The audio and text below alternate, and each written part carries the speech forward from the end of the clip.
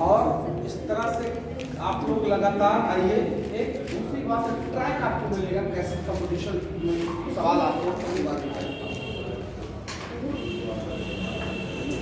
Window class में reticulum हो गया,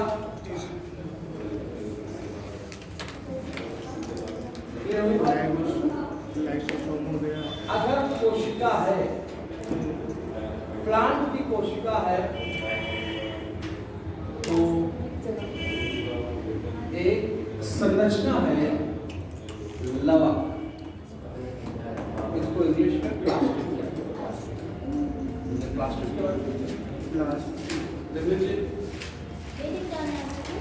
लवक। लवक प्लांट सेल में ही पाया जाता है।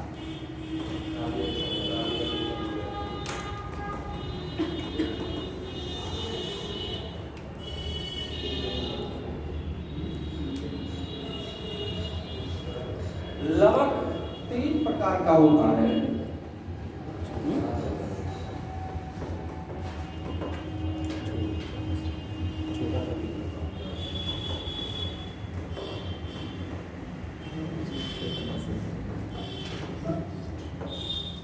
ये हरा रंग देगा, ये हरा के अलावा अन्य रंग देगा, ठीक है। ये कलर कोई कलर नहीं देगा, ठीक है। तो पहला क्या लिखते हैं? क्लोरोप्लास्ट हरा, क्रोमोप्लास्ट हरा के अलावा कोई भी रंग, ल्यूकोप्लास्ट कलरलेस, कोई कलर नहीं देगा, ठीक है।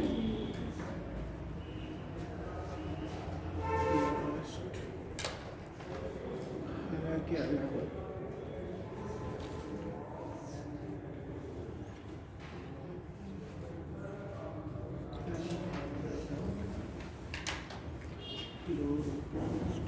ये संरचना कहाँ पाई जाएगी? एक लिख लीजिए और दूसरा हटाएं। तारक काय, तारक काय क्या लिखा था हमने? सेंट्रोसोम। देखिए ओनली कहाँ पाया जाएगा, ये लिखाया है हमने, केवल जरूर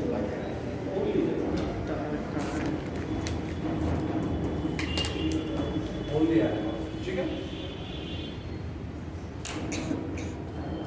सर ये लास्ट वाले में क्या लिखते हैं? लिगोप्लास्ट में, लिगोप्लास्ट में। ल्यूकोप्लास्ट का मतलब हुआ इसमें कोई रंग नहीं, रंग नहीं लिख लीजिए। ल्यूकोप्लास्ट सेंट्रोसोम लिख लीजिए। कोशिका विभाजन के समय, कोशिका विभाजन के समय ये एस्टर किरणों का निर्माण करता है। एस्टर किरणों का निर्माण, सही है। स्पिंडल फाइबर एक बनाया रहा एस्टर किरण, इसको स्पिंडल फाइबर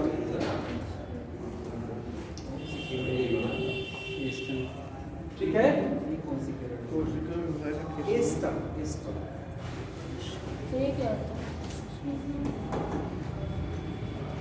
ये सेंट्रोसोम है और सेंट्रोसोम से स्पिंडल फाइबर यही निकलता है।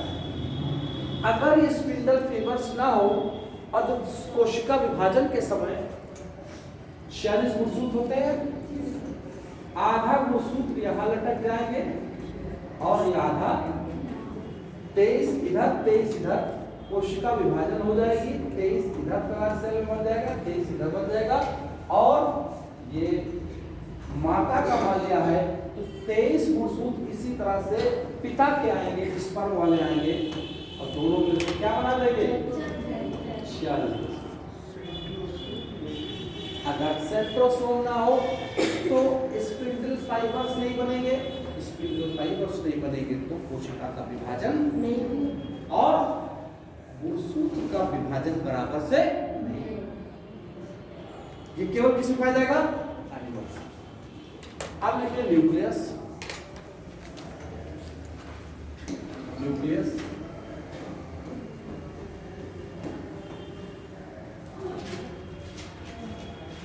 न्यूक्लियस क्या करेगा? इसको क्या बोला जाता है? केंद्रक। केंद्रक दूसरा नाम क्या होगा?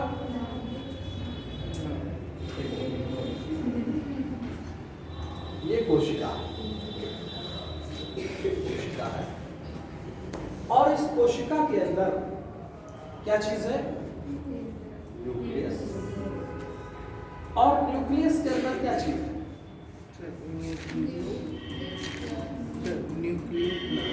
न्यूक्लियस के अंदर क्या चीज है?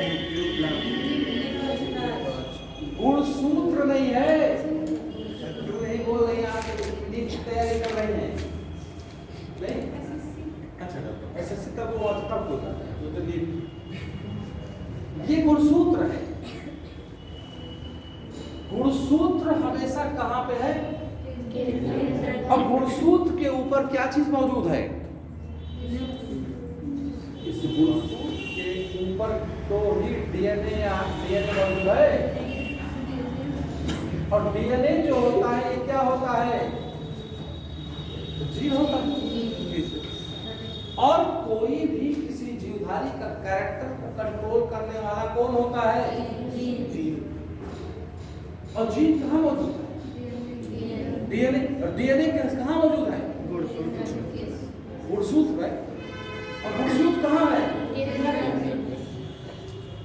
भाई डीएनए कहाँ है? गुणसूत्र। और गुणसूत्र कहाँ मौजूद है? केंद्रक में। तो सारा कंट्रोलिंग पावर किसके हाथ में है? केंद्र। इसीलिए कहा जाता है control room of the cell. Room of the किसी कोशिका का कंट्रोल रूम क्या है? लिख लीजिए बार बार पूछा गया है।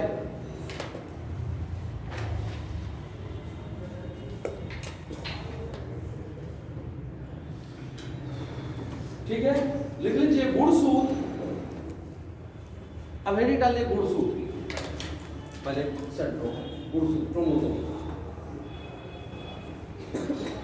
मैं तो सोच रहा था इसको स्किप कर जाए क्योंकि ये तो पढ़ते ही रहते हो, लेकिन इसमें आपको नहीं मालूम था और बहुत अच्छा हो गया तो कम से कम आपको बाहर मिल जाएगा सवाल। गुणसूत्र। गुणसूत्र क्या करता है? गुणसूत्र देखिए, गुणसूत्र आनुवंशिक लक्षणों को एक पीढ़ी से दूसरी पीढ़ी में ले जाता है। लेकिन इस बात को गुणसूत्र आनुवंशिक लक्षणों को एक पीढ़ी से दूसरी पीढ़ी में ले जाता है। ठीक है, लिख लीजिए। एक दानेनुमा संरचना गुणसूत्र के ऊपर पाई जाती है। गुणसूत्र के ऊपर दानेनुमा संरचना पाई जाती है। Bead like structure found on the chromosomes. एक दानेनुमा संरचना गुणसूत्र के ऊपर पाई जाती है जिसे डीएनए कहते हैं। Bead like structure found on the chromosome which is known as DNA. ठीक, आगे लिख लीजिए। जीन जो है, जीन डीएनए का बना होता है। Gene is made of DNA. Gene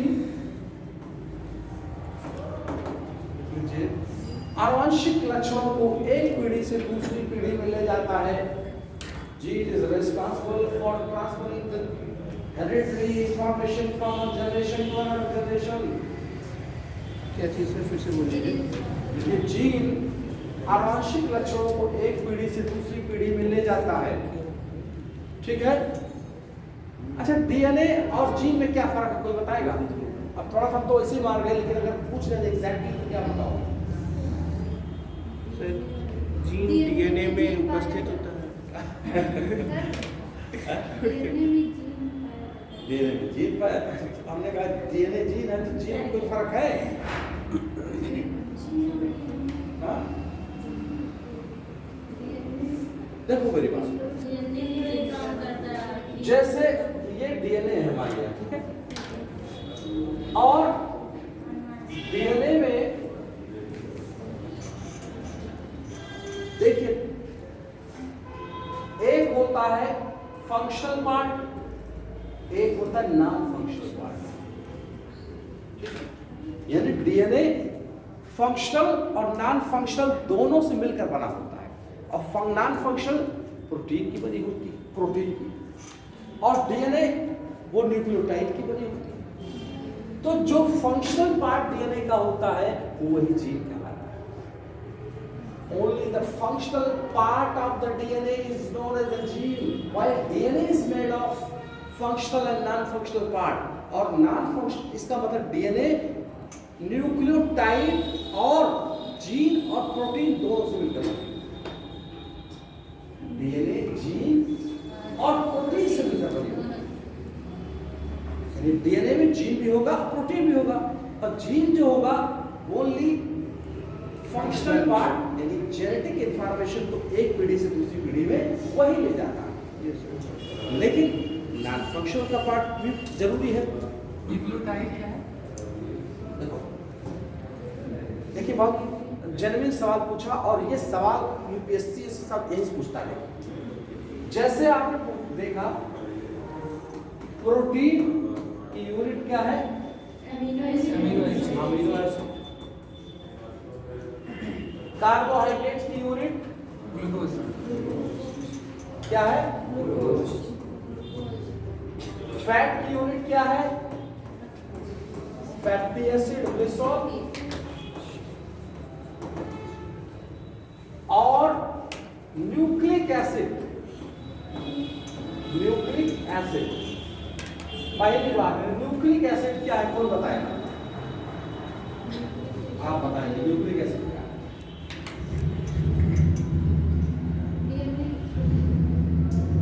nucleic acid क्या है? न्यूक्लिक एसिड डीएनए और आरएनए दोनों को मिला करके न्यूक्लिक एसिड है। मेरी बात समझे? और न्यूक्लिक एसिड की यूनिट क्या है? न्यूक्लियोटाइड। यानी अगर कोई पूछे डीएनए की यूनिट क्या है तो क्या बताओगे? अगर आरएनए की यूनिट पूछ ले तो क्या बताओगे? सवाल बार बार वनडे और सीएस सब में आता है। अब देखिए मेरी बात, पूछा जाता है न्यूक्लियोटाइड कितने पार्ट से मिलकर बना होता है, कितने चीजों से मिलकर बना होता है?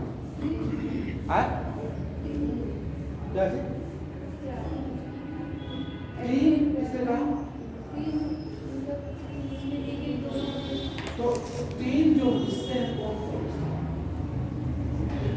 है 3 4 है तो दुनिया वाले अब बताओ क्या क्या?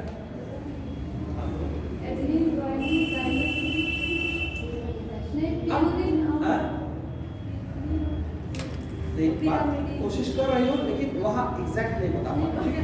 अब देखो मेरी बात, यही समझा दो, हमेशा कभी नहीं बोलेगा। न्यूक्लिक इसको हटा देते हैं, न्यूक्लिक एसिड डीएनए और प्लस आरएनए, इसकी यूनिट क्या है? न्यूक्लियोटाइड।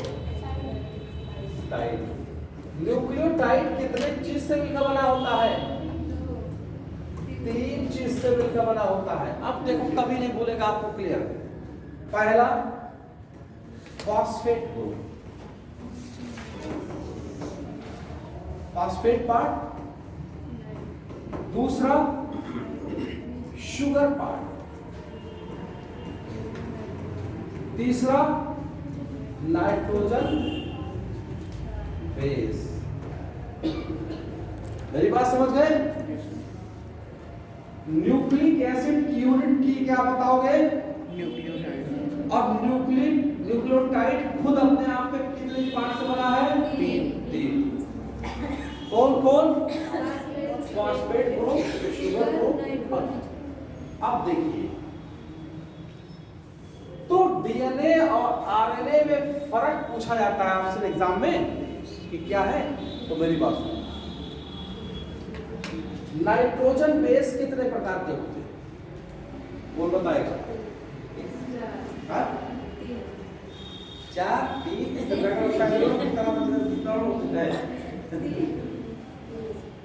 कितने में तो पता? घबराओ बताओ तो मैं 3, 4 मारेगा और उसका दिखाएगा। देखो, नाइट्रोजन बेस 5 होते हैं। पहला एडेनाइन, ग्वानिन, साइटोसिन, थाइमिन और यूरोसिल। 5 हो गए। अब सवाल उठता है कि जब न्यूक्लिक एसिड ये दोनों है तो इन्हीं के फर्क से तो कोई डीएनए होगा, कोई आरएनए होगा। देखो मेरी बात, ये तीनों, ये तीन एडेनाइन, ग्वानिन, साइटोसिन, डीएनए और आरएनए दोनों में कॉमन रहेगा। जब डीएनए होगा तब थाइमिन आ जाएगा, ठीक? डीएनए में थाइमिन आ जाएगा और आरएनए में थाइमिन की जगह पर अब नहीं बोलोगे। नाइट्रोजन बेस कितने प्रकार के? 5। Adenine, guanine, cytosine, thymine, uracil. 3 base adenine, guanine, cytosine, DNA, RNA दोनों में बराबर होगा, सब में, तीनों में होगा। अगर डीएनए है, विभिन्नता कहाँ आएगी? तीसरे चौथे बेस में। अगर डीएनए है तो थाइमिन आ जाएगा और अगर आरएनए है तो समझ गए बात? अब देखिए, शुगर जो होता है, पूछा जाता है, सवाल पूछा गया है कि जो न्यूक्लिक एसिड होता है, न्यूक्लिक एसिड में जो शुगर होती है वो कौन सी शुगर होती है? या पूछे, अलग से पूछे, डीएनए में कौन सी शुगर होती है, आरएनए में कौन शुगर होती है? तो देखो मेरी बात, जैसे आपने देखा ग्लूकोज, ग्लूकोज का फार्मूला क्या है? इसमें कितने कार्बन है ग्लूकोज में? 6। तो इसका मतलब हुआ 6 कार्बन ग्लूकोज, 6 कार्बन शुगर है ना। याद रखना, जो न्यूक्लिक एसिड होता है उसमें 6 कार्बन का शुगर नहीं होता है, 5 कार्बन का शुगर होता है। इसीलिए कहा जाता है पेंटोस शुगर। न्यूक्लिक एसिड में कौन सी शुगर होगी? पेंटोस शुगर, यानी शुगर जो होगा वो 5 कार्बन होगा। समझ गए बात? पूछ लो, अगर नहीं हो बिल्कुल रिफ्रैक्टिव तो कोई दिक्कत नहीं। घबराओ नहीं कि अगर नहीं हो पता तो क्वेश्चन बेइज्जत हो जाए, कोई बेइज्जत सा क्वेश्चन में आया। शुगर जो न्यूक्लिक एसिड यानी डीएनए या आरएनए की जो शुगर होगी उसमें 5 कार्बन की शुगर होगी, इसलिए पेंटोस शुगर कहते हैं। बात समझ गए? अब दूसरी बात देखिए, पेंटोस शुगर 2 प्रकार की होगी, एक राइबोस शुगर और एक डीऑक्सी राइबोस शुगर। मेरी बात समझो,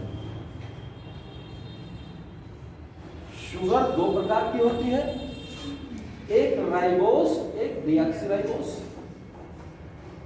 अब सवाल उठता है आरएनए में कौन सी शुगर होगी? Ribose sugar. और डीएनए में कौन सी शुगर होगी?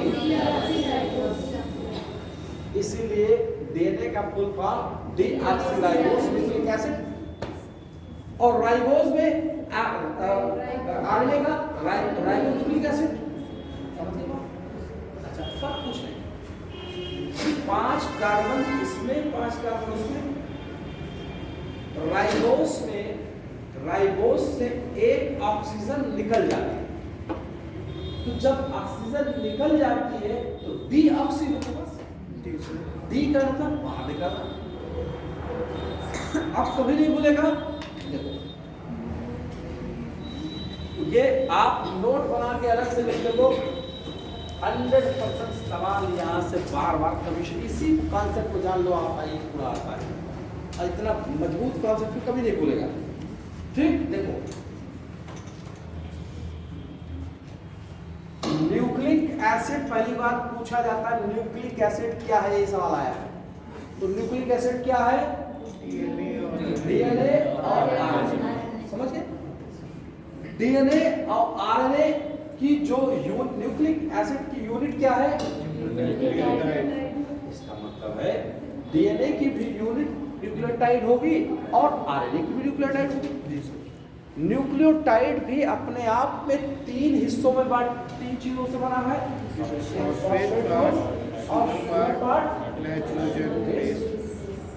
नाइट्रोजन बेस कितने प्रकार का होता है? एडेनाइन, ग्वानिन, साइटोसिन, डीएनए में कौन कौन से शुगर होंगे, फिर बेस होंगे?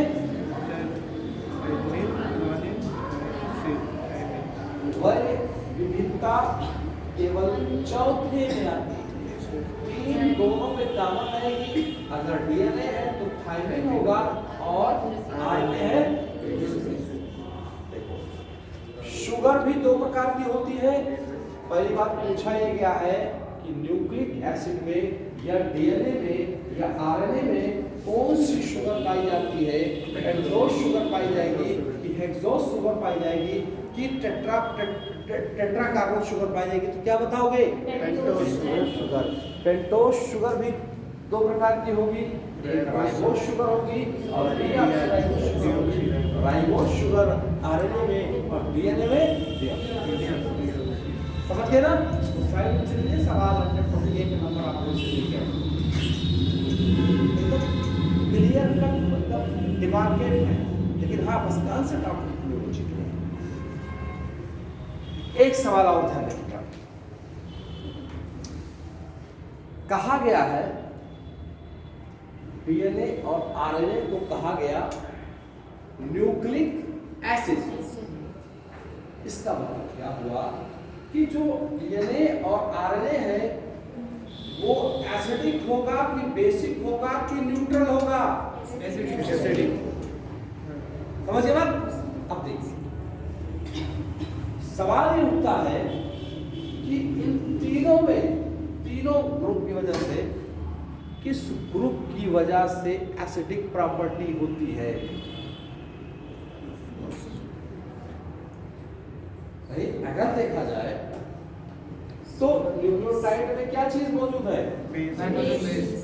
बेस की वजह से पूरा बेस होना चाहिए ना, ये बेसिक होना चाहिए, लेकिन फिर भी बेसिक नहीं है, एसिड है, तो किसकी वजह से एसिडिक है? ये फॉस्फेट ग्रुप की वजह से एसिड। लिख लो पॉइंट को, एसिडिक न्यूक्लिक एसिड में एसिडिक प्रॉपर्टी फॉस्फेट ग्रुप की वजह से है।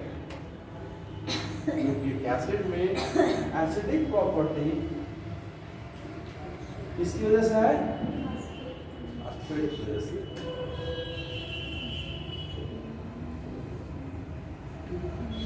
समझ गए बात? देखो एक बार सवाल आया है,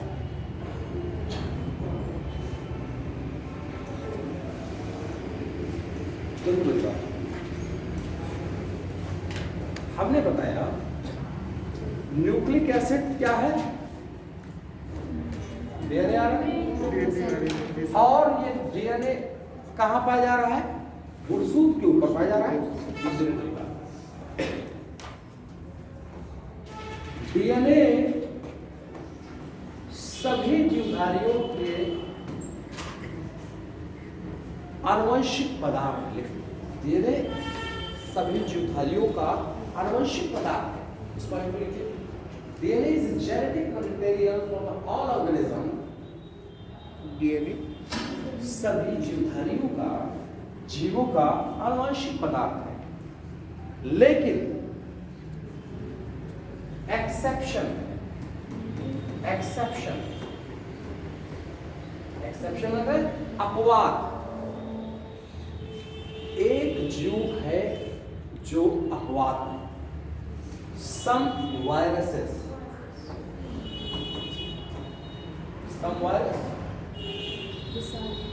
लिखिए, इसमें लिख दीजिए। देखो मेरी बात, कुछ वायरस होते हैं जिसमें आनुवंशिक पदार्थ DNA ना होकर के RNA होता है। पूछा गया है, समीक्षा अधिकारी में 2 बार पूछा गया है, ऐसे जीव जिसके अंदर आनुवंशिक पदार्थ DNA ना होकर के RNA होता है, ऐसे जीवधारी को क्या कहलाता है? लिख लीजिए, रेट्रोवायरस।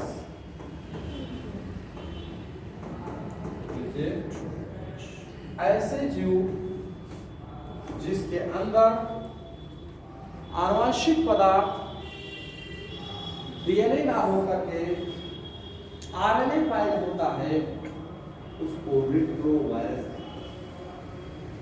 ठीक है, एग्जाम्पल कुछ वायरस। ठीक है, ये वर्ड के लिए कई बार पूछा गया, ये एग्जैक्टली पूछा गया। अब लिख लीजिए, प्रत्येक प्रजाति में गुणसूत्र की संख्या फिक्स होती है। प्रत्येक प्रजाति में गुणसूत्र की संख्या फिक्स होती है। जैसे मनुष्य एक प्रजाति है ना, इसके अंदर गुणसूत्र की संख्या 46 होगी। गाय एक प्रजाति है, उसके अंदर गुणसूत्र की संख्या फिक्स होगी। गेहूं एक प्रजाति है, गेहूं में गुणसूत्र की संख्या फिक्स होगी। धान एक प्रजाति है, उसमें गुणसूत्र की संख्या फिक्स होगी। तो हर प्रजाति के अंदर गुणसूत्र की संख्या फिक्स होती है। कुछ गुणसूत्र का, कुछ प्रजाति में गुणसूत्र का नंबर लिख लीजिए। सवाल यहां से बार बार पूछा। ठीक है, लिख लीजिए। जैसे मनुष्य, number of chromosome in different organism, गुणसूत्र की संख्या, गुणसूत्र की संख्या प्रजातियों में लिखते हैं। पहला मनुष्य, ह्यूमन में कितने गुणसूत्र हो गए? 46। 23 जोड़ा 46।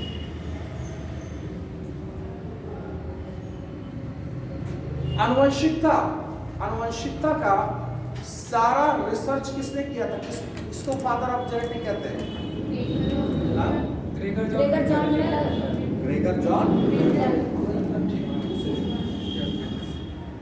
ग्रेगर जॉन मेंडल ने अपना सारा प्रयोग किस पौधे पर किया? तो मटर में गुणसूत्र की संख्या कितनी? 7 जोड़े लिख लीजिए। ये जरूरी है क्योंकि जिसपे पूरा फर्क हुआ है वो तो जरूरी है ना, क्योंकि मटर में गुणसूत्र की संख्या 7 जोड़े।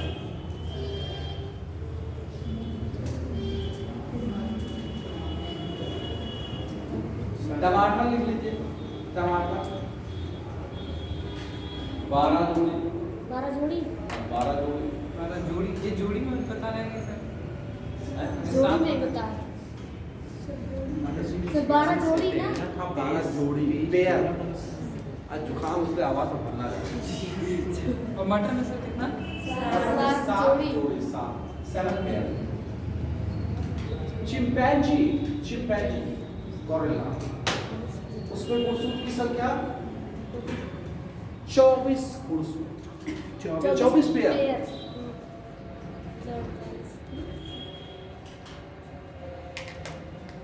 इसीलिए जो चिंपैंजी होता है मानव का बड़ा क्लोज होता है।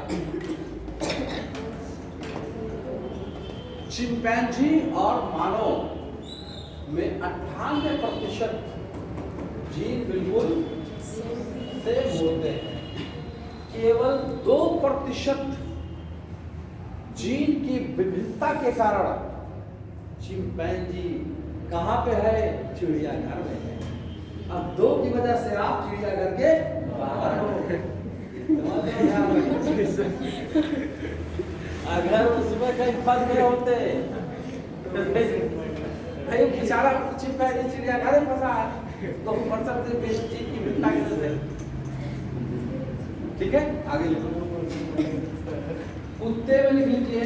देखो ऐसा करो ना कि गुणसूत्र उनका से रटो, पकड़ लो जो आपके रोजमर्रा की जिंदगी में लगातार आपके पास आते हैं।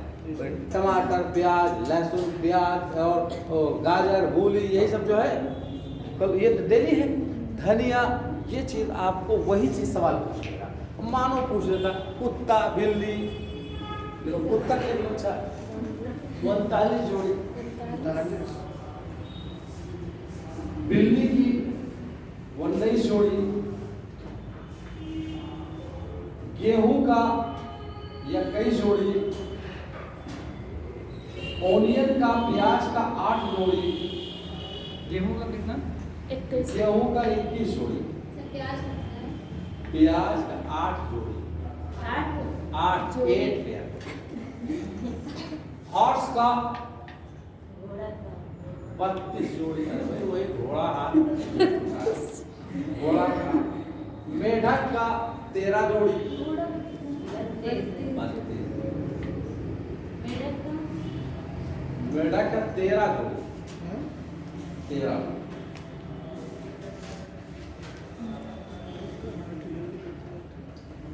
ठीक है।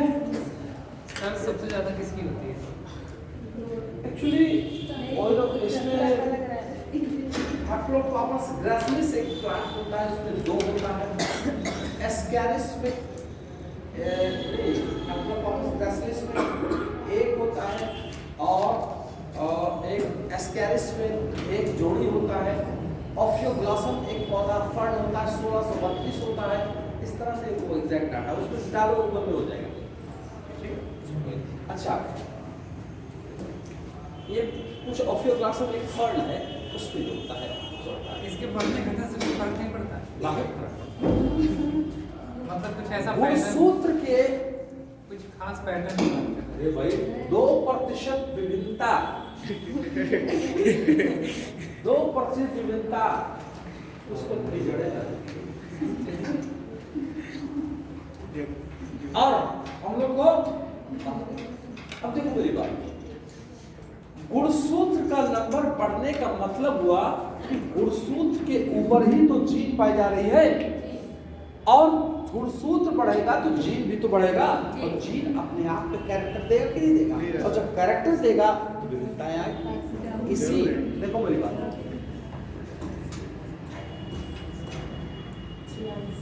जो हमने बताया था मनुष्य में गुणसूत्र कितने प्रकार के होते हैं? कितने प्रकार? 46 नंबर है। प्रकार कितने? काम के आधार पे ना, काम के हिसाब से तो बंटवारा होता है। 2 प्रकार। 2 प्रकार। कौन कौन? एक्स वाई नहीं, एक सेक्स क्रोमोसोम और एक तुक्का भी मारा तो गलत हो गया, और एक आटोसोम। देखो मेरी बात, मनुष्य के गुणसूत्र की संख्या 46, सेक्स क्रोमोसोम की संख्या कितनी जोड़ी होती है? 1 जोड़ी। तुक्का मारना आटोसोम की गुणसूत्र कितने होते हैं? बचा हुआ 22। 22। अगर फीमेल है तो सेक्स क्रोमोसोम की संख्या XX होगी, मेल होगी तो XY। अच्छा, मेल ये है और फीमेल ये है। XX और ये XY। मेरी बात सुनो।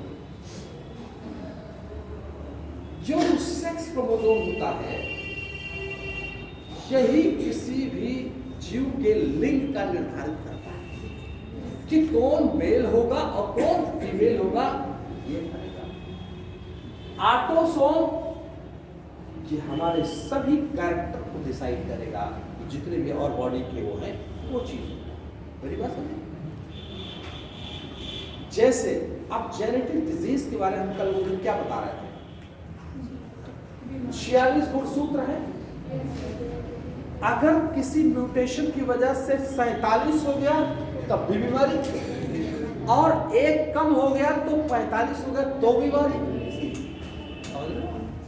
और देखिए कम होना और बढ़ना भी दो प्रकार का है। अगर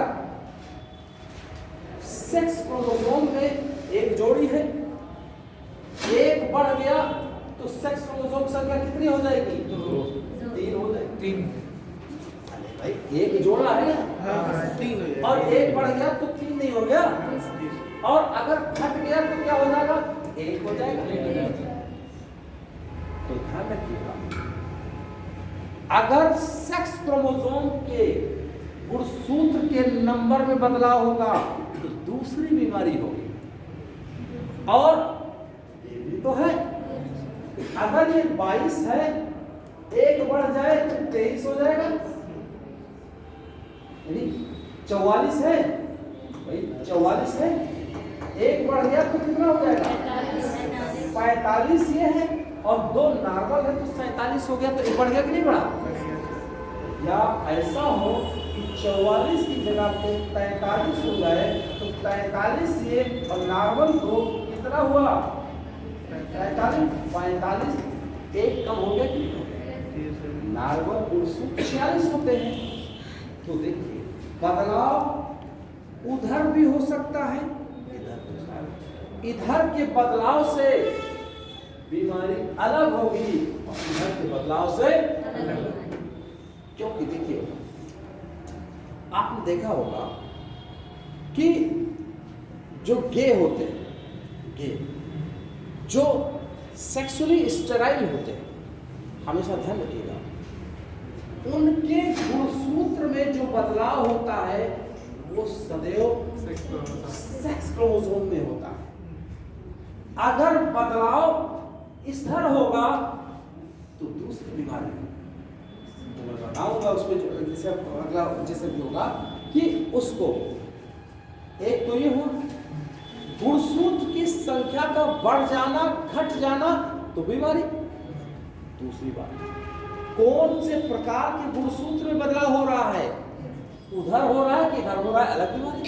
इसका डिवीजन पूरा करेंगे। अच्छा दूसरी बात, गुणसूत्र की एक तो नंबर में बदलाव हुआ तो बीमारी हुई, एक बीमारी गुणसूत्र की संरचना में बदलाव हो जाए। जैसे गुणसूत्र का ये शेप है, इस गुणसूत्र का संरचना में बदल जाने का मतलब आधा टूट गया। जब टूट गया तो उस गुणसूत्र के ऊपर वाले हिस्से में भी तो कोई जीन्स रहा होगा, तो वो जीन निकल गया। तो वो जब जीन निकल जाएगा तो कोई बीमारी होगी कि नहीं होगी? तो गुणसूत्र की संरचना में बदलाव से कौन सी बीमारी होगी वो अलग होगी। अच्छा इसमें भी तो है, अगर गुणसूत्र की संरचना सेक्स क्रोमोसोम में हो रही है तो अलग बीमारी, अगर गुणसूत्र की संरचना के ऑटोसोम में हो रही है तो अलग बीमारी। जैसे हीमोफीलिया की बीमारी, जैसे हीमोफीलिया की बीमारी गुणसूत्र की संरचना में बदलाव की वजह से हो रही है, वो भी कौन से गुणसूत्र के?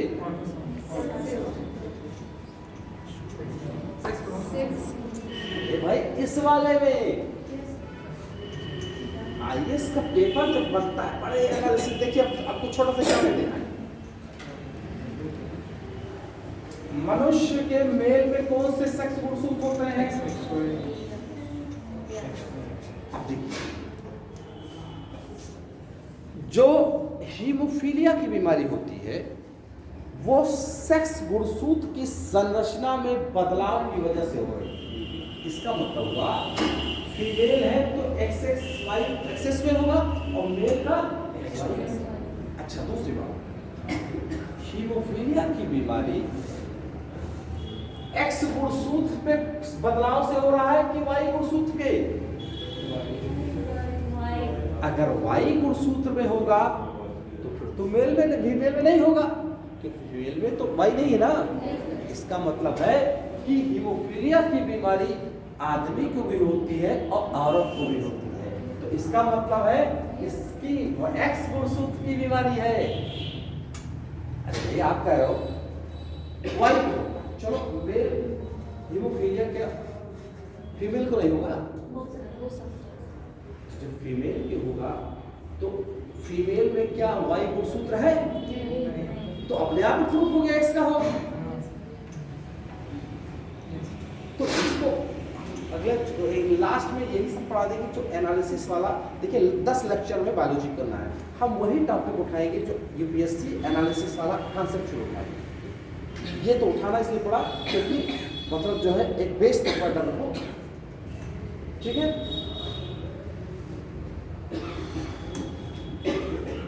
लिख लिया आपने? अब पूरा साइकोलॉजी कंप्लीट हो गया, ठीक है। अब बताओ क्या पढ़ाना?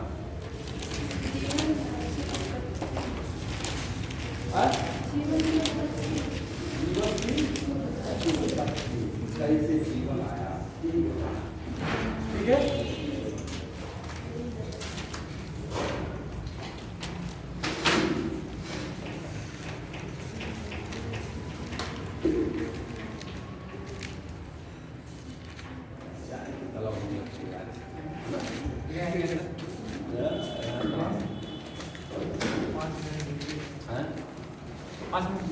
क्या हुआ? 5 मिनट के लिए इसको हटा दें?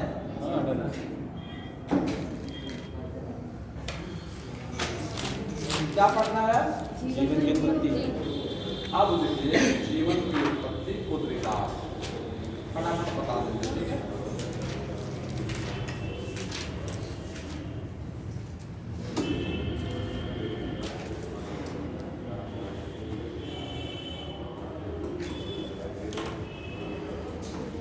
Origin of life.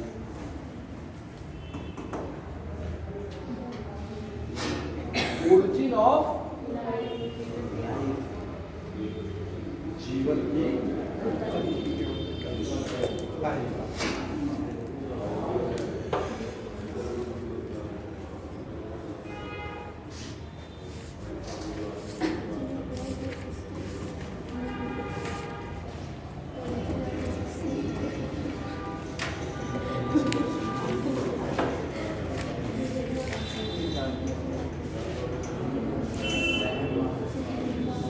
बात, पहले जीवन आएगा ब्रह्मांड आएगा। ब्रह्मांड के बारे में पता करें। ब्रह्मांड पहले पृथ्वी आएगी कि जीवन आएगा? पृथ्वी का इस ब्रह्मांड की उत्पत्ति 10 से 12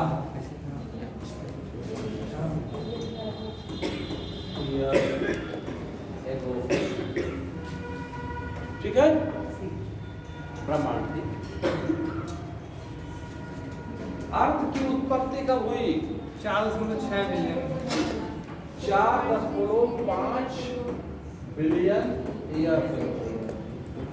जब पृथ्वी आ जाएगी 3.5 से 3.9 बिलियन ईयर। समझे बात?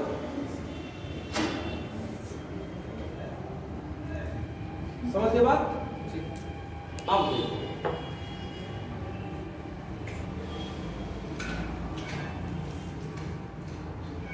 इस जीवन के उत्पत्ति के संदर्भ में कई परिकल्पना की गई, कई थ्योरी। वो कौन थ्योरी कौन सी है, यही थ्योरी के बारे में एग्जाम में पूछा जाए।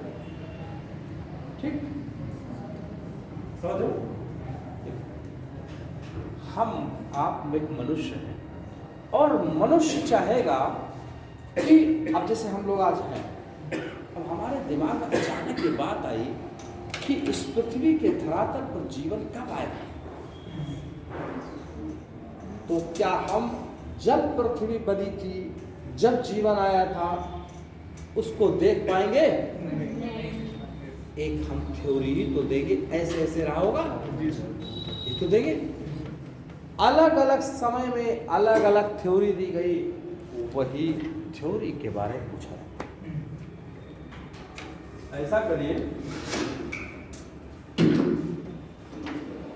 कितने बच्चे हैं आप लोग?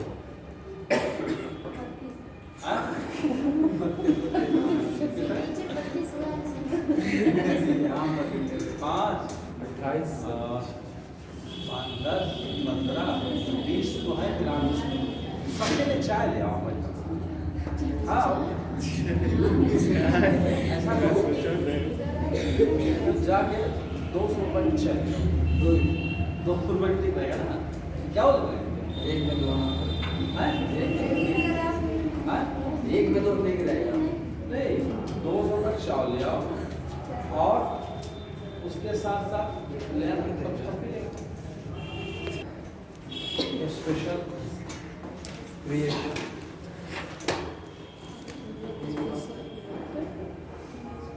कॉस्मो जोई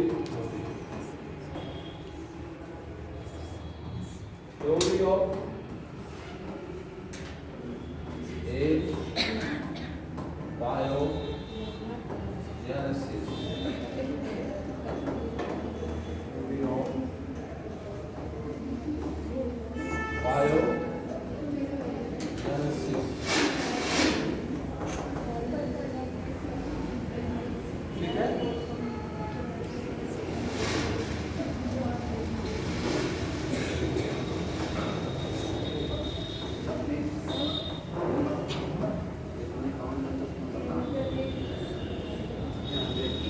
समझ गया बात?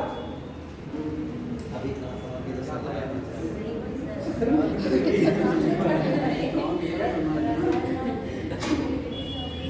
देखो, थ्योरी ऑफ स्पेशल क्रिएशंस में ये बात कही गई, इसको लिख लीजिए साइड अपने नॉलेज वाली। थ्योरी ऑफ स्पेशल क्रिएशन ये लिखिए क्या जो हाँ नहीं, वो पहले इसमें ये लिखिए और ये कर दिए। अब हम समझा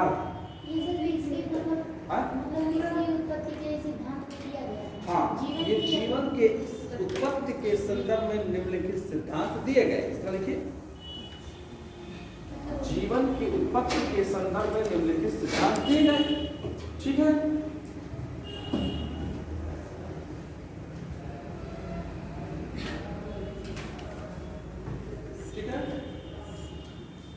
सब लिख लिया?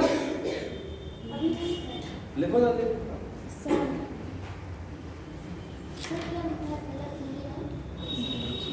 थ्योरी ऑफ स्पेशल क्रिएशन,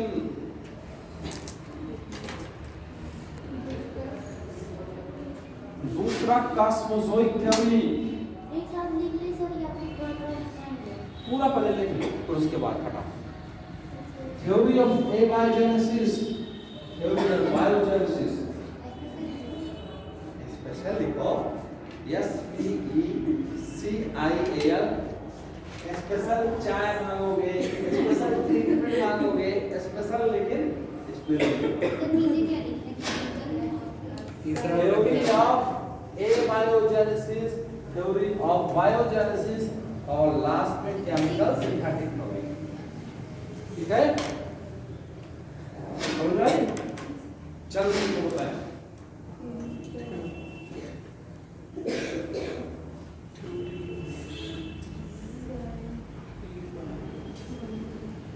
पहला लिख लीजिए थ्योरी ऑफ स्पेशल क्रिएशन। पहला लिख लीजिए थ्योरी ऑफ स्पेशल क्रिएशन। ठीक है,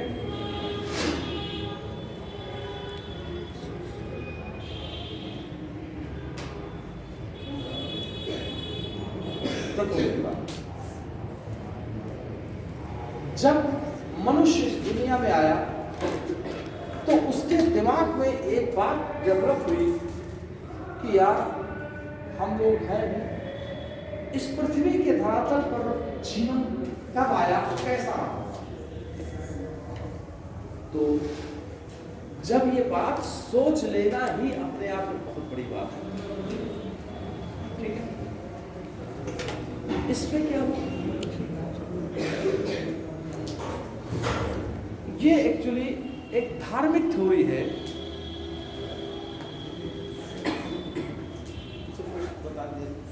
अरे सर शायद शायद हमें के लिए नहीं, वो लार भेजा है, हमने भेज दिया है लड़के लार, आप भी पी लीजिए ना। अच्छा अच्छा,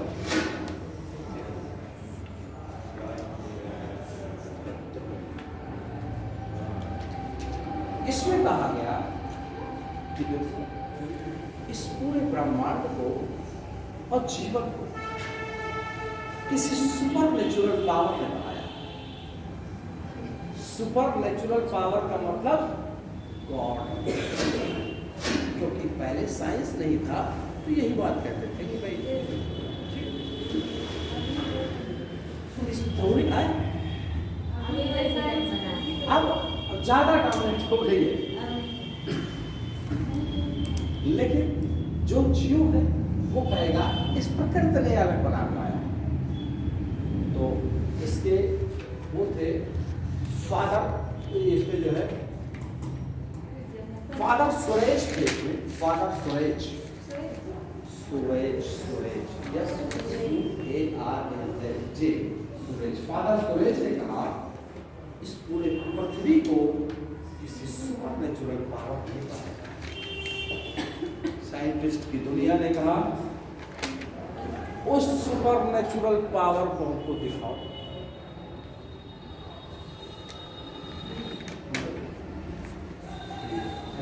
क्योंकि साइंस एविडेंस पर। दूसरी थ्योरी कॉस्मोलॉजिक थ्योरी, ब्रह्मांडवाद।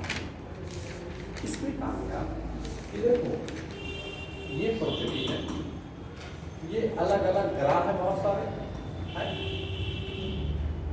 और पृथ्वी पर जीवन की उत्पत्ति नहीं हुई है। पृथ्वी पे जो जीवन आया है वो किसी दूसरे ग्रह से आया है। पृथ्वी पर जो जीवन पृथ्वी पर नहीं पैदा हुआ, कहीं बाहर साइंटिस्ट ने कहा कि बेवकूफ वाली बातें। एटमॉस्फेयर के बाद सब अंतरिक्ष होता है और अंतरिक्ष में कोई हवा तो है, और जब कोई रॉकेट लॉन्चर सिस्टम में भेजा जाता है तो 3-4 महीना इस लग जाता है, स्पीड जाने में तो लगता है। तो कैसे कोई जीव यहाँ से उड़ करके आ पाएगा जबकि हवा नहीं है? तो ये भी थ्योरी आप देखो। अगला थ्योरी, थ्योरी ऑफ बायोगैसेस, अजैववाद का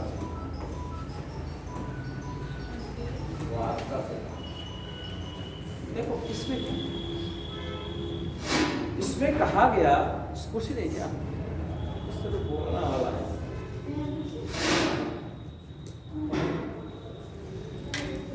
क्या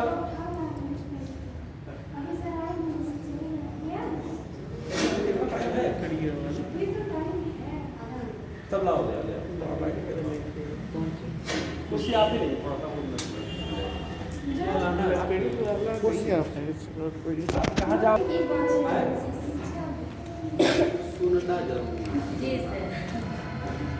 पहली बात, जो पहली थ्योरी थी वो थ्योरी कौन सी है? Theory of special creation. इस थ्योरी में कहा गया इस पृथ्वी के धरातल पर जो जीव पैदा हुए हैं वो उसको किसी सुपर नेचुरल पावर ने पहना अब 6 दिन के अंदर पूरा बना दिया।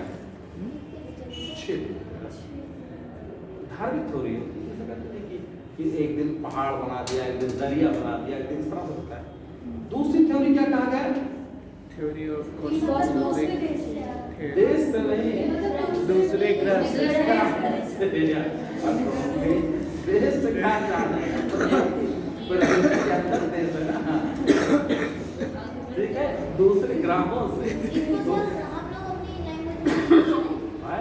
इसको अपनी लैंग्वेज में समझने के लिए आप अपने हिसाब से लिख लो, बात लिख लो, कोई समझ लो।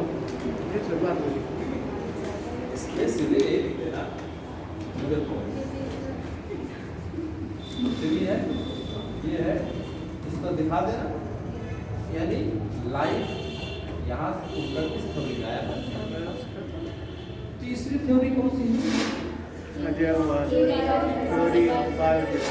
इसको बोला जाता है अजैववाद का सिद्धांत।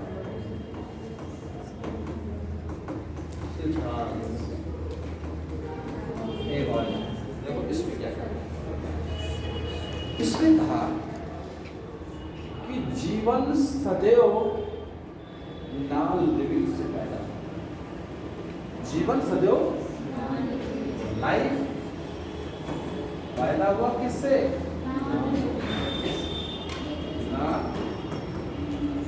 लिविंग से पैदा। समझ के बाद अजैववाद के सिद्धांत में क्या कह रहे हैं? जीवन नॉन लिविंग से पैदा होती है।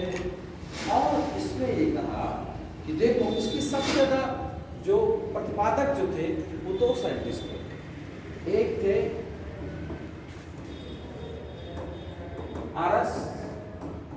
टोटल और दूसरा वन हेलमेट।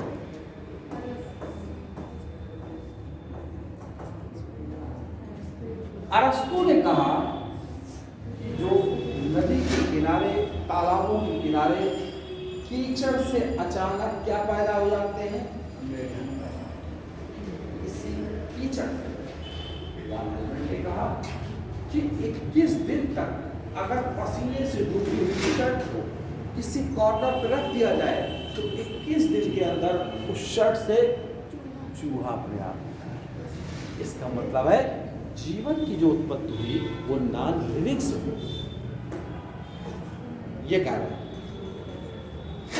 साइंटिस्ट की दुनिया हर कोई सिद्धांत को जो दिया गया है उसको डिस्प्रूव करने के लिए, उसको गलत साबित करने के लिए खड़े रहते हैं।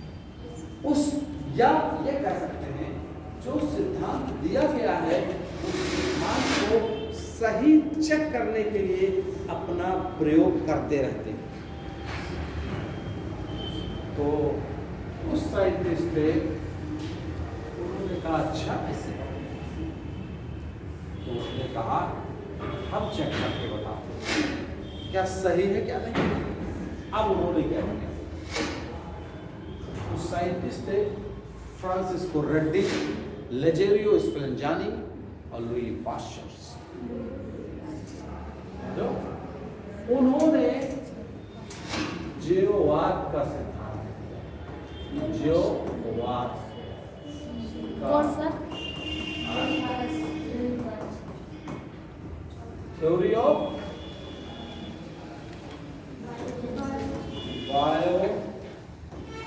बायोजेनेसिस दिया। इन्होंने क्या किया, देखो क्या किया।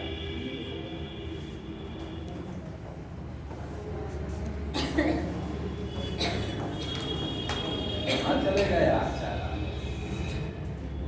देखो साइंटिस्टों ने क्या किया, फ्लैश किया, मीट का टुकड़ा लिया और इस मीट के टुकड़े को किसी पानी के अंदर खूब खौलाया। खौलाने के बाद क्या किया, इसका एकदम लिक्विड बन गया। निकालो चाहे, तीनों केबिन में इस तरह से रख दिया। ठीक है, इसे रख दिया, तीनों बना। अब देखो इन्होंने क्या किया, एक को पूरा ऐसे खाली छोड़ दिया, दूसरे के ऊपर क्या किया, इन्होंने एक पूरा एक पैक कर दिया, लेकिन बीच बीच में इन्होंने यहाँ पर छेद कर दिया।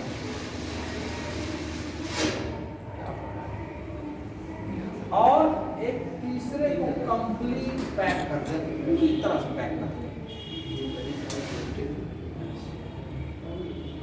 किसी मीट के टुकड़े को लिया, खौलाया बहुत, और इतना खौलाया कि बिल्कुल पानी में एकदम मिल गया।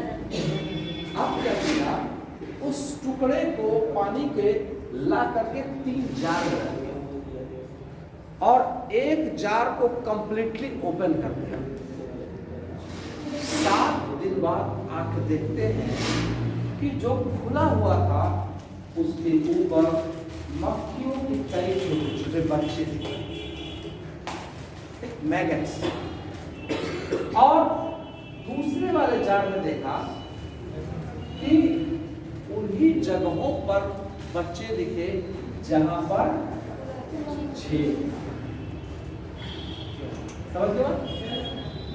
अब दूसरे जार में देखा कि एक भी बच्चे मक्खी के नहीं दिखे, एक भी बच्चे।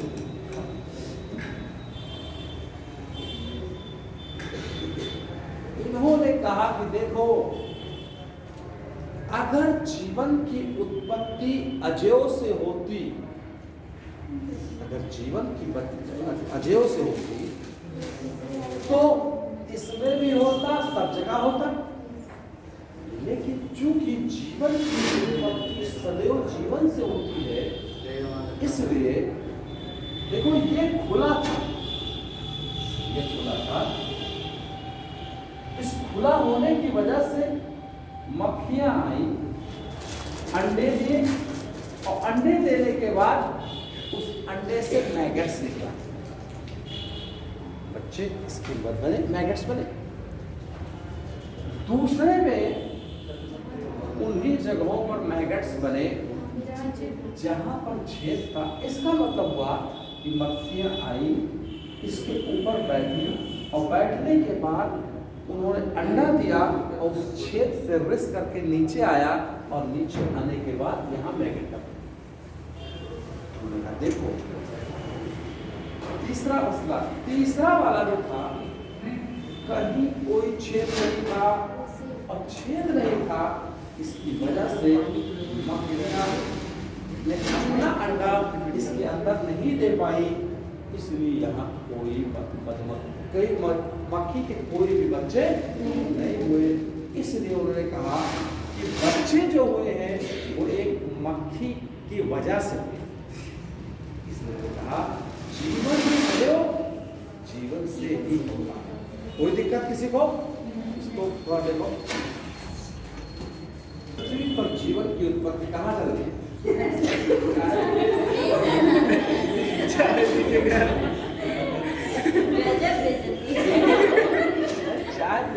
अब तो इसके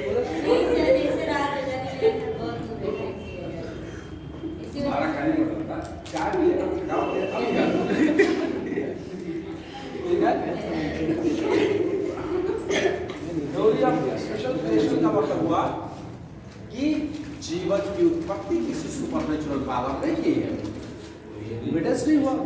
दूसरी theory cosmozoic theory. Cosmozoic theory जो थी रिश्टर ने थी, रिश्टर ने थी।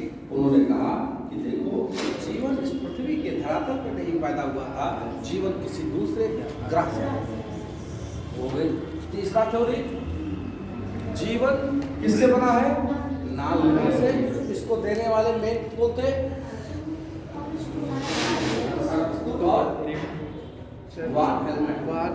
इन्होंने कहा इसकी भाई देखो, जीवन जो पैदा हुआ है, लाइफ, वो सदैव नॉन लिविंग से पैदा हुआ।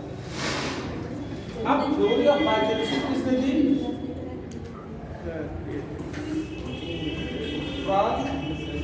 फ्रांसिस्को रेड्डी, लेजेरियो, फैलियाली और लुइस पास्चर। ठीक है, इन्होंने कहा देखो, लाइफ सदैव किससे हुई है? लाइफ से हुई है। लाइफ से हुई है और इसको इन्होंने एक्सपेरिमेंट के जरिए से प्रूव किया था ना।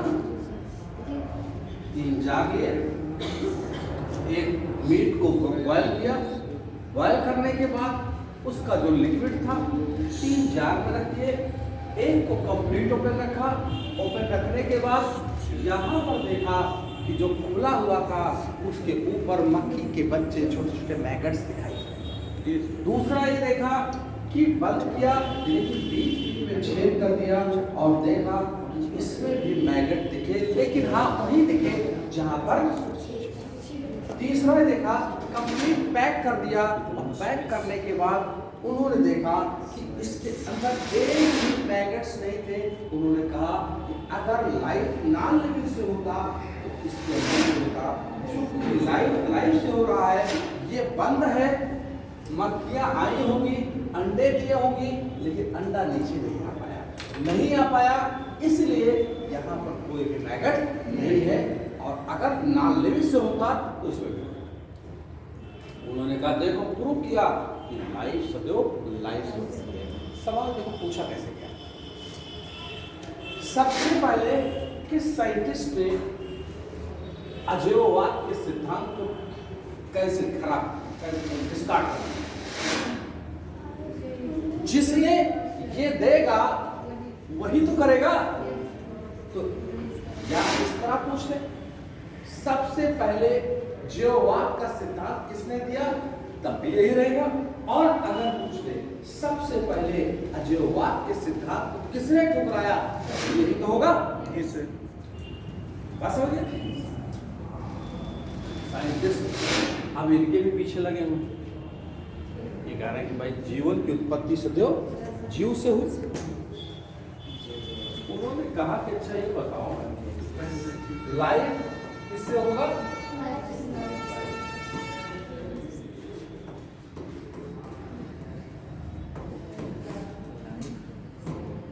लाइफ लेकिन जो पहली बार जो लाइफ आया था वो कहां से आया? ये बात अगर मान लिया 200-400 साल पहले ये कह रहे हैं तो 1 पीढ़ी 2 पीढ़ी, लेकिन आप कह रहे हो 3.5 से 3.9 बिलियन ईयर एगो है, तो इसके पहले लाइफ कहां से आया? यदि लास्ट ये पैदा हुआ तो इसके पहले कहां से लाइफ आ गई? अब समस्या खड़ा कर दिया, वही मुर्गी अंडा।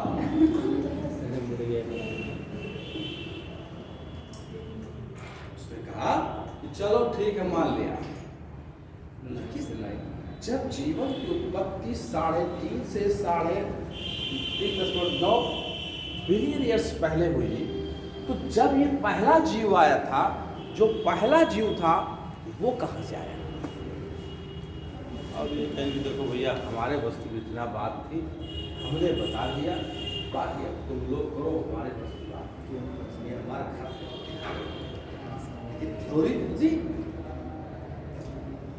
तब एक योद्धा फिर आया, मैं बताता आया, क्या बोला? मैं बताता हूं कि जीवन कैसे आया। अब इसने क्या किया? उनका नाम था ओपेरिंगर हेल्डन। उन्होंने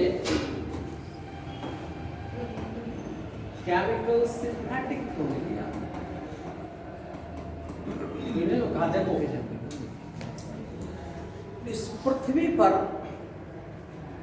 जो लाइफ आया वो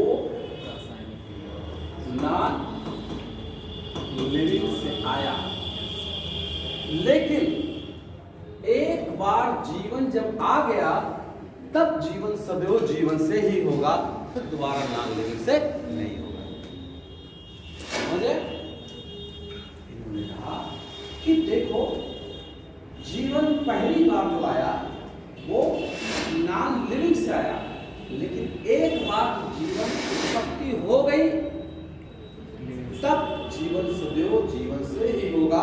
इनका कहने का मतलब था कि जीवन पहली बार जो आया तो 3.5 से 3.9 बिलियन ईयर एगो पहले आया। तो ये जो जीवन पहला था वो किससे बना? उसके बाद हमेशा जीवन सदैव किससे होगा?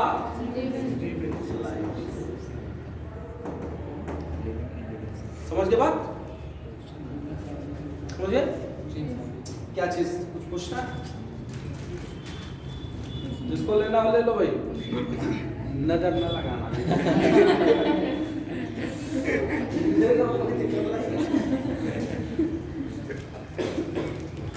हम पहले बुक में हम पता नजर लगने उल्टी होता हो।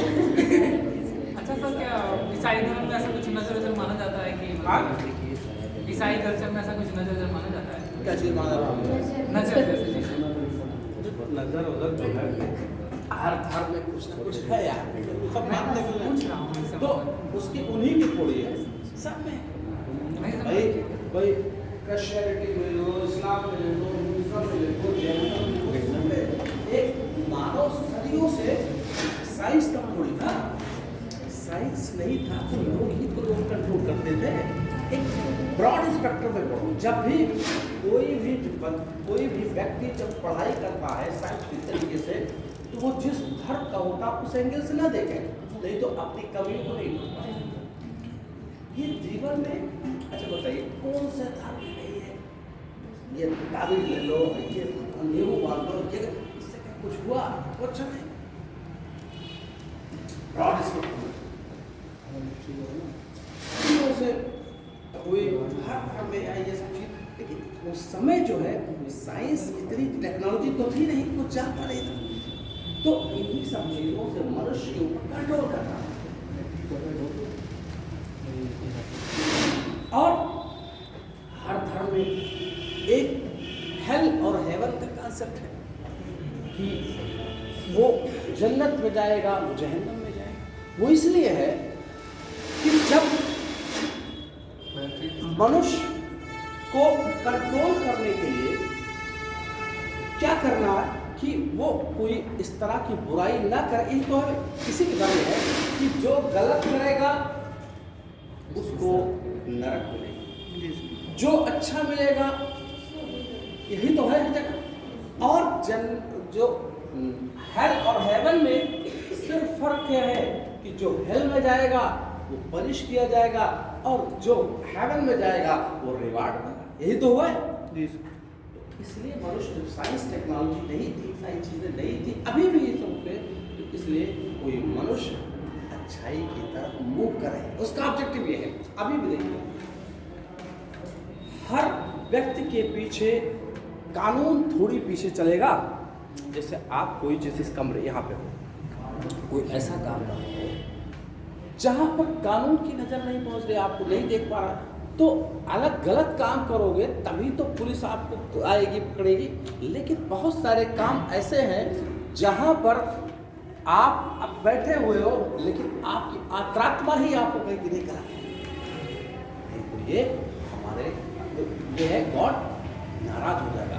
तो हमेशा ध्यान लीजिए जो धर्म होता है, वो रिलीजन जो होता है, वो आपको अपने आप खुद को रोकता है। अब कानून बाहर से थोपा जाता है, लेकिन अब उसका दुरुपयोग करना एक अलग बात है। और उसको चीज कोई भी धर्म में एक्चुअली क्या होता है, देखो सत्य की खोज करना दो तरीके से होता है। एक साइंस कर रहा है, एक रिलीजियस कर रहा है। साइंस जो सत्य की खोज कर रहा है वो एक्सपेरिमेंट में कर रहा है, एक्सपेरिमेंट में कर रहा है। और रिलीजन जो सत्य खोज कर रहा है वो एक्सपीरियंस में कर रहा है। एक एक्सपेरिमेंट में और एक्सपीरियंस में, दोनों का काम मेन वही था। जब साइंस टेक्नोलॉजी नहीं थी तो मनुष्य को जो रेगुलेट करता था, देखो ऐसा ना करो नहीं तो तुमको ऐसी पनिशमेंट होगा, तो ऐसा ना करो नहीं तो वो सारी चीज़ें।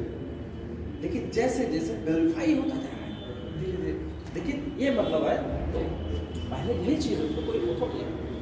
अब जैसे उन्होंने जैसे ये कहा थ्योरी ऑफ एवाइजेंस, तो जैसे थ्योरी ऑफ स्पेशल क्रिएशन, उन्होंने कहा कि इस पूरे ब्रह्मांड को किसी सुपर नेचुरल पावर ने बनाया है। अब इस किसी सुपर नेचुरल पावर को कौन है आज तक किसी कोई ला के सामने रख पाया, लेकिन फिर भी हमारा फिर सब परफेक्ट। तो वो एक ब्रॉड स्पेक्ट्रम में, जब तक आप ब्रॉड स्पेक्ट्रम में देखोगे तभी आपकी देखने का नजरिया अलग अलग होगा। जब आंखों में आपकी कई दृष्टियां डेवलप होगी, इसी को मल्टी डायमेंशनल अप्रोच होता है। जब किसी भी व्यक्ति के अंदर यह रहेगा मैं ही हूँ और दूसरा नहीं है, तो अपने ही साफ देखोगे, इसकी अच्छाई नहीं देखोगे, उनकी अच्छाई नहीं देखोगे, इनकी नहीं देखोगे, फिर सिर्फ हम इनकी देखेंगे बस। तो होगा क्या, इतना बताए तो होगा आपके आंख में एक ही प्रकार की झलक, एक ही प्रकार की दृष्टि रह गई। तो मल्टी डायमेंशनल अप्रोच का मतलब ये होता है। ठीक है, तो अब देखिए